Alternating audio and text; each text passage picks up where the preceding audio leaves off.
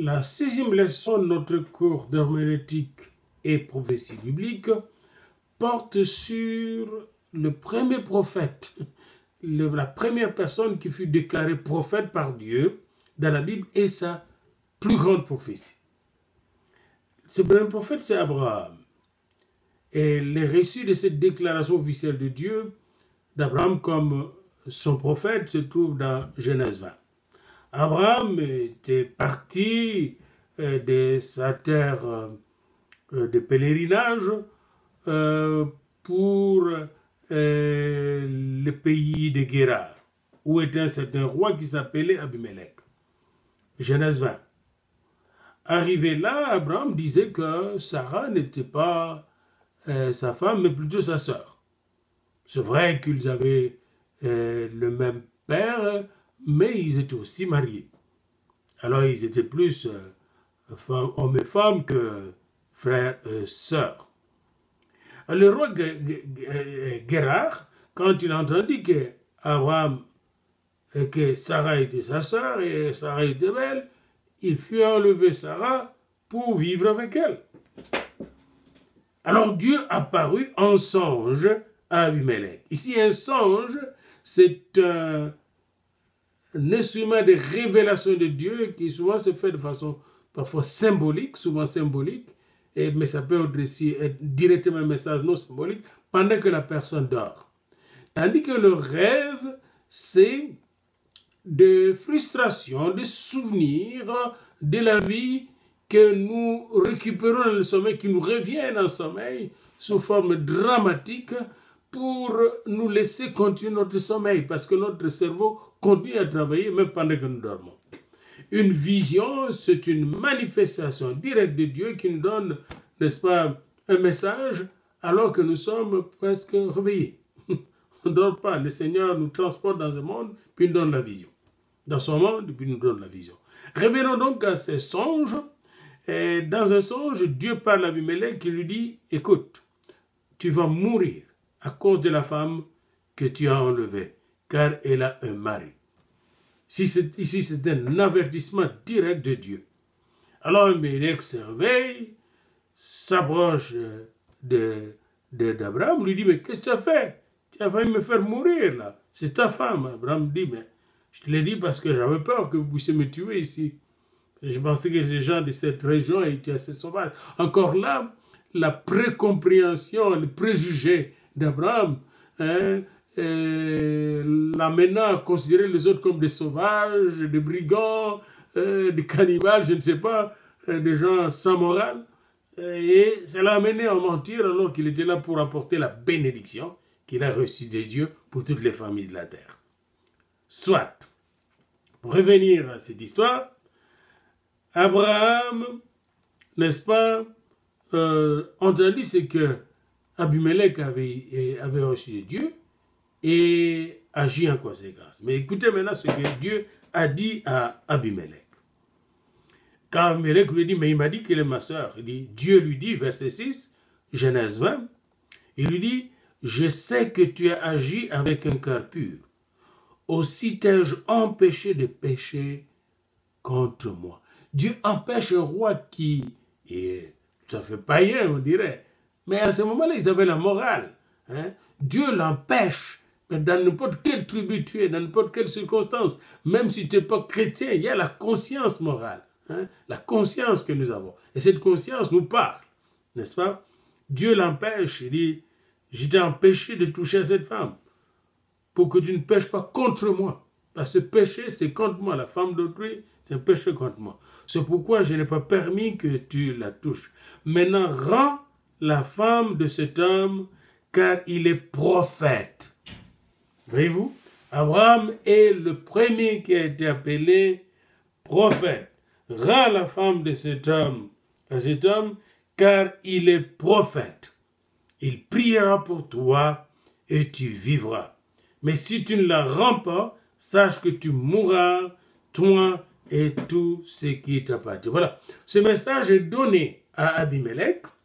C'est une connaissance. Dieu lui donne sa connaissance, sa révélation. Voyez-vous, ces choses cachées. Mais maintenant, quand Abimelech va parler à Abraham, lui dire cette histoire, il va parler comme prophète. Le prophète, c'est celui qui dit un message qu'il a reçu de Dieu. Mais ce message n'est pas de l'ordre de la croyance, c'est de l'ordre de la connaissance. La prophétie n'est pas de l'ordre de la connaissance, c'est de l'ordre de la croissance et de la connaissance. C'est de l'ordre cognitif. Celui qui reçoit un message de Dieu, il reçoit une connaissance certifiée conforme, qui peut sauver des vies, qui peut transformer des vies. Et en amenant ce message à Abraham, Abimelech sauve sa propre vie et la vie de sa famille. Et Abraham, comme prophète, et un des rôles de prophète n'est pas seulement de communiquer le message, mais c'est aussi de prier pour des gens qui sont en danger de mort, qui sont en danger de maladie ou de perte de vie. Le prophète va prier selon l'ordre de Dieu et va transmettre la vie et la vie en abondance. Et c'est ce qu'Abraham fit, comme il est dit dans Genèse 20, au chapitre 20, verset 17, Abraham pria Dieu et Dieu guérit Abimelech, sa femme et ses servantes. Elles purent enfanter, car l'Éternel, verset 18, avait frappé de stérilité toute la maison d'Abimelech à cause de Sarah, femme d'Abraham. Voyez-vous, on ne sait pas pendant combien de temps ils sont restés là. Il y avait un grand problème et cette famille était frappée de stérilité. Eh bien, Abraham pria pour cette famille et toute la famille fut guérie par la prière du prophète Abraham. Un prophète ne fait pas seulement qu'annoncer les messages, mais il intercède aussi, prie et délivre ceux qui sont enchaînés, guérit les malades et transmet la connaissance de Dieu à ceux qui ne le connaissent pas, mais qui ont soif de lui. Alléluia. Alors, pour revenir à Abraham, le premier prophète, il a fait une grande prophétie, Abraham. Et cette prophétie se trouve dans Genèse 15. Nous reviendrons là-dessus, c'est sur Israël. Et un jour, alors que Abraham était fatigué, il s'est reposé, et il reçut une parole de l'Éternel sous forme de vision. Genèse 15, premier verset, verset 1. Abraham, dans une vision, il reçut une révélation de l'Éternel. Abraham, ne crains point, je suis ton bouclier et ta récompense sera grande. Mais Abraham dit, mais c'est beau tout ce que tu dis, Seigneur. Verset 2. Que me donneras-tu? Je m'en vais sans enfant. Et l'héritier de ma maison, c'est mon ouvrier et les aides de tes mains de Damas. Mais et Abraham lui demanda de bénir cet héritier qui était un de ses esclaves, un de ses serviteurs.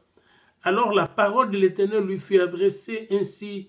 Ce n'est pas lui qui sera ton héritier, mais c'est celui qui sortira de tes entrailles qui sera ton héritier. Et après l'avoir conduit dehors, il lui dit, regarde vers le ciel et compte les étoiles du ciel, compte les étoiles si tu peux le compter. Et il lui dit, telle sera ta postérité. Et en ce moment-là, Abraham n'avait pas d'enfant. C'était pour lui comme une prophétie. Mais alors quelque chose d'impossible. Une prophétie de Dieu, c'est souvent quelque chose d'impossible que l'homme ne peut pas réaliser lui-même. Mais Dieu, dans sa connaissance et dans son plan, l'a prévu pour vous. Il est l'omniscient, mais il est aussi l'omnipotent. Il connaît tout et il peut faire tout. Et il peut faire au-delà de nos compétences, de nos capacités, au-delà de nos potentialités.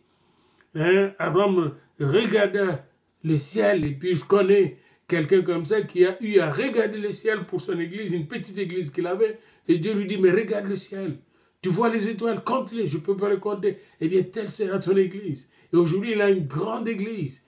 La révélation de Dieu est très importante.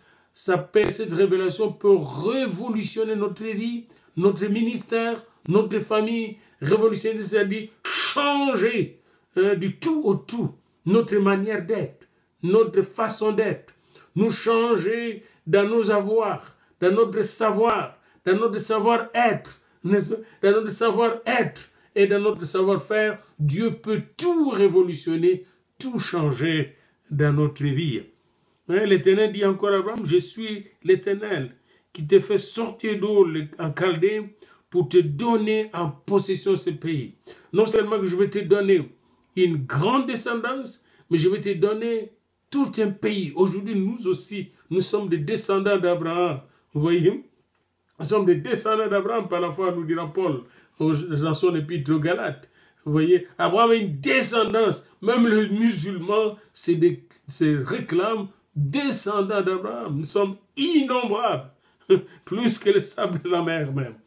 L'Éternel lui dit encore, je suis le Dieu d'Abraham, je suis celui qui te fait sortir du pays d'où de Chaldéens, c'est-à-dire de ce pays de tes ancêtres, pour te donner en possession ce pays. Il lui promet le pays des Canaan, où se trouvent les Israélites aujourd'hui. C'est le pays que Dieu leur a donné. Et Abraham répondit, Seigneur éternel, à quoi connaîtrais-je que je le posséderai?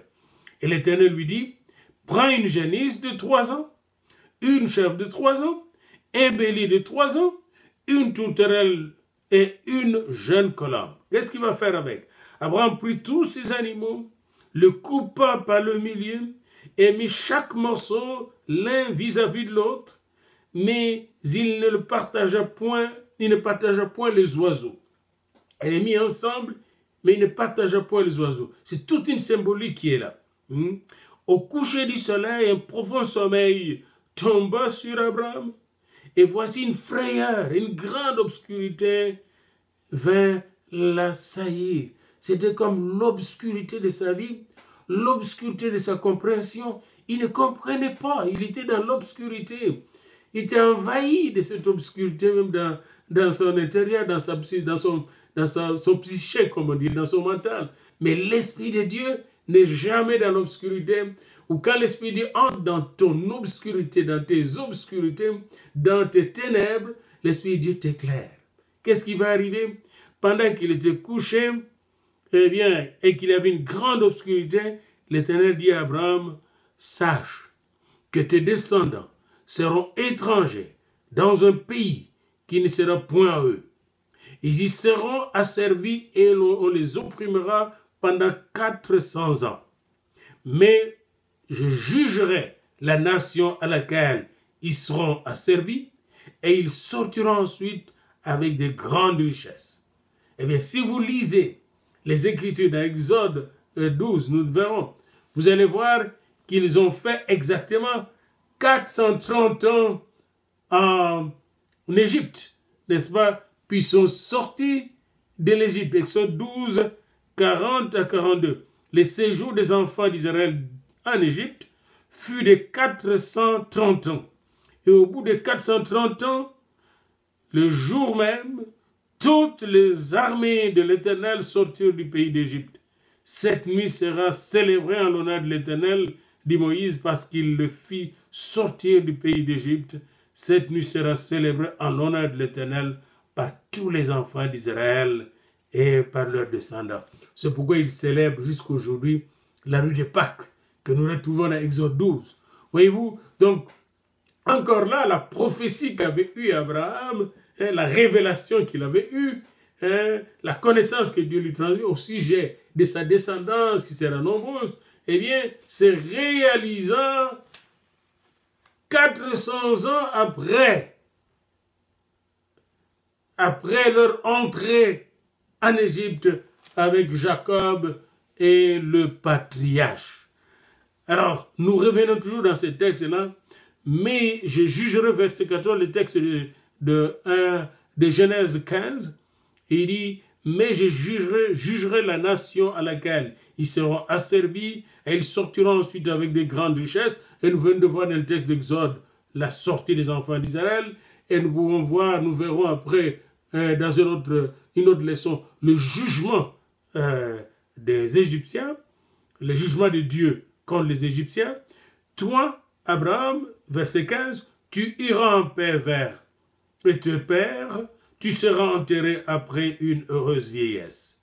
À la 4e génération, ils reviendront ici car l'iniquité des Amoréens n'est pas encore à son comble. Quand le soleil fut couché, il y eut une obscurité profonde, et voici ce fut une fournaise fumante, et des flammes passèrent entre les animaux. Et ça, c'était l'obscurité atmosphérique, n'est-ce pas, cosmique. Et il y a une flamme, ça c'était la flamme, le feu de Dieu, qui passa, des flammes de Dieu passèrent entre les animaux partagés.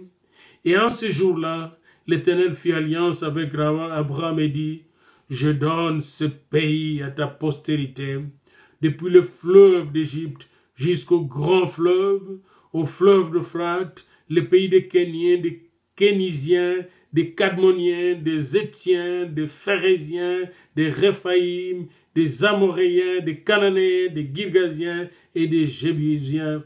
Je te donne ce pays. » Cette révélation de ce pays, que Dieu lui-même fut à Abraham, n'est-ce pas, plus de 2000 ans avant Jésus-Christ, se réalisa, n'est-ce pas, avec Josué.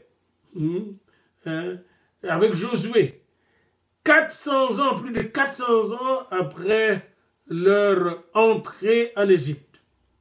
Ils étaient alors beaucoup de Juifs, beaucoup de descendants de 12 tribus, des descendants de tous les 12 fils de Jacob, et avec des Égyptiens qui sont venus avec eux, mariés à des femmes et à des hommes israéliens.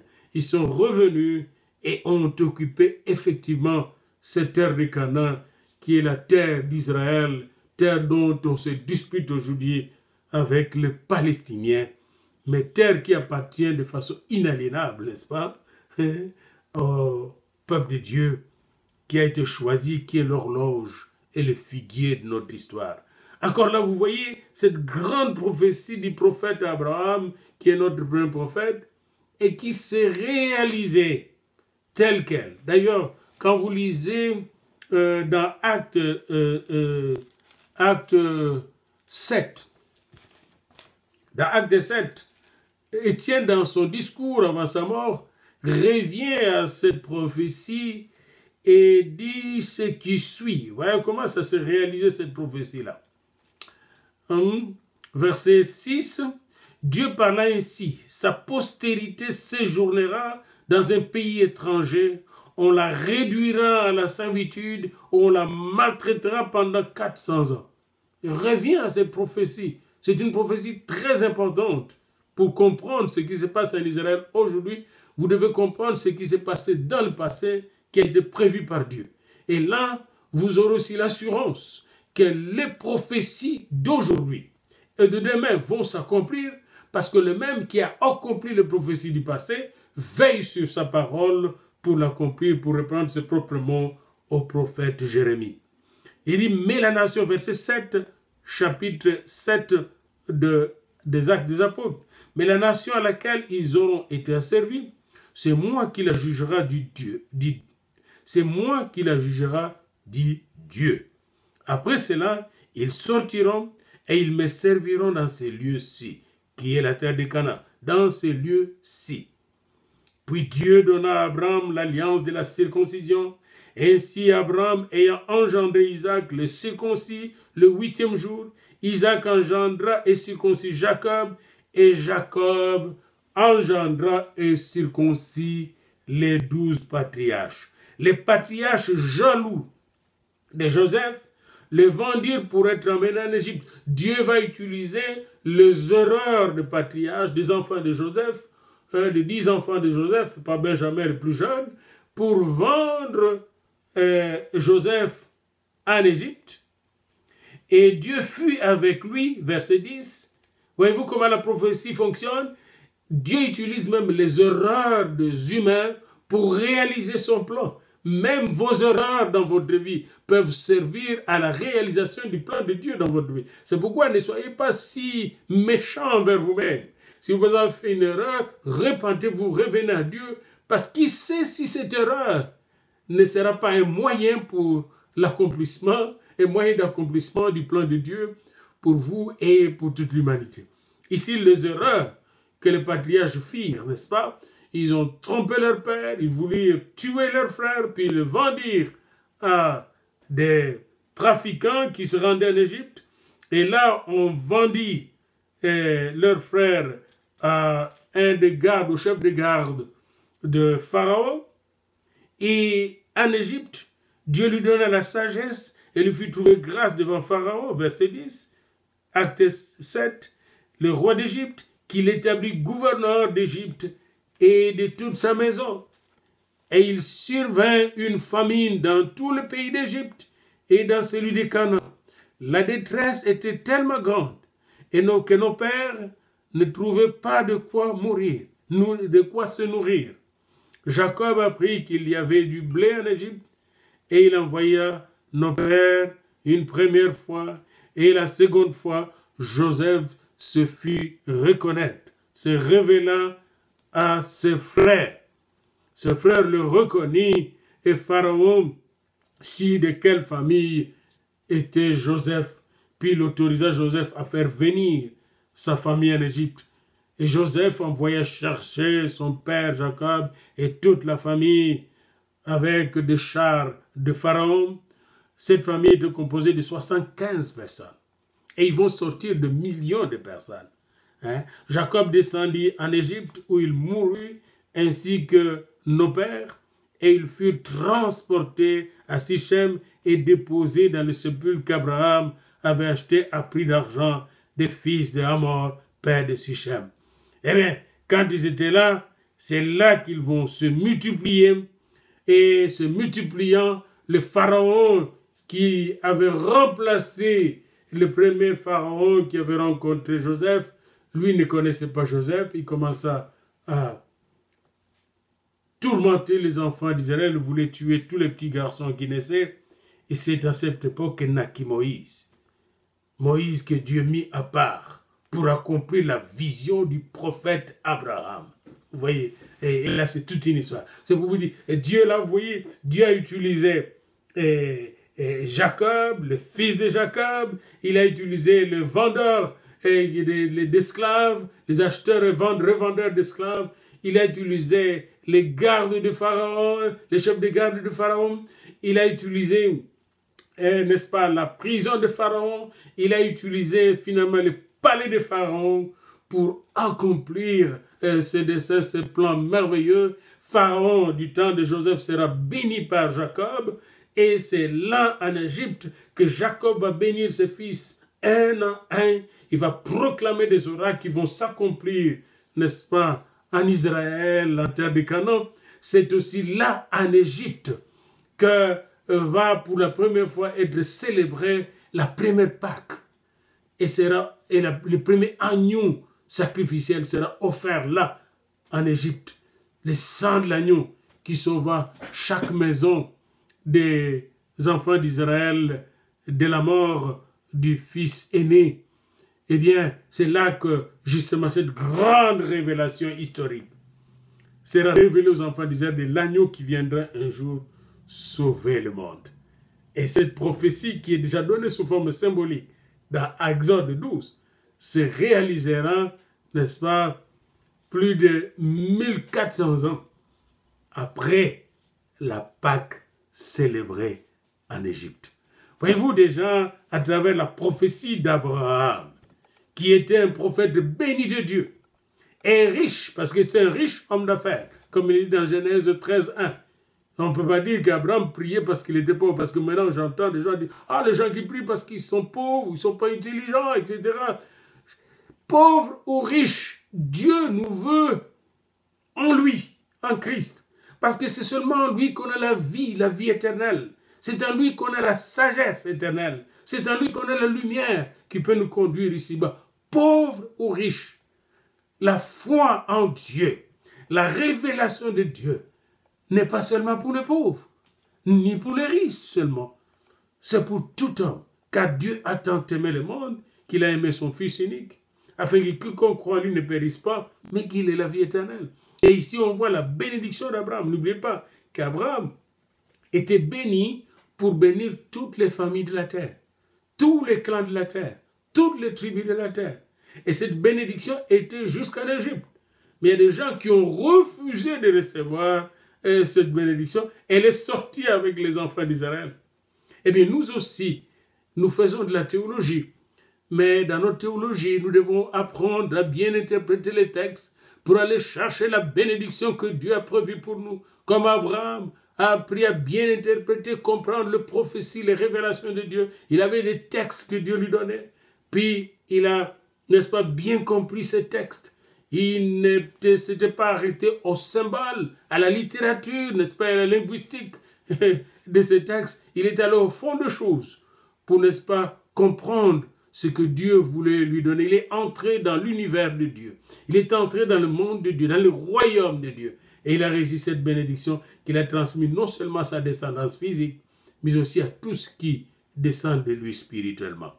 Voilà donc cette grande prophétie du plus grand prophète d'Abraham. Question, pourquoi Abraham est le premier prophète biblique? Pourquoi faisons-nous cette déclaration? Deuxièmement, quelles sont les grandes prophéties qu'avait reçues Abraham? Ben, j'aimerais vous pousser dire 3 grandes prophéties qu'avait reçues Abraham. Pour lui et toute la terre, pour lui et Israël, n'est-ce pas? Comme pour lui et des gens qui l'entouraient en son temps. Ce sont des grandes prophéties qu'il a reçues et qui sont réalisées, d'autres continuent à se réaliser jusqu'à présent et seront accomplies pleinement à la fin des temps. Que Dieu vous bénisse.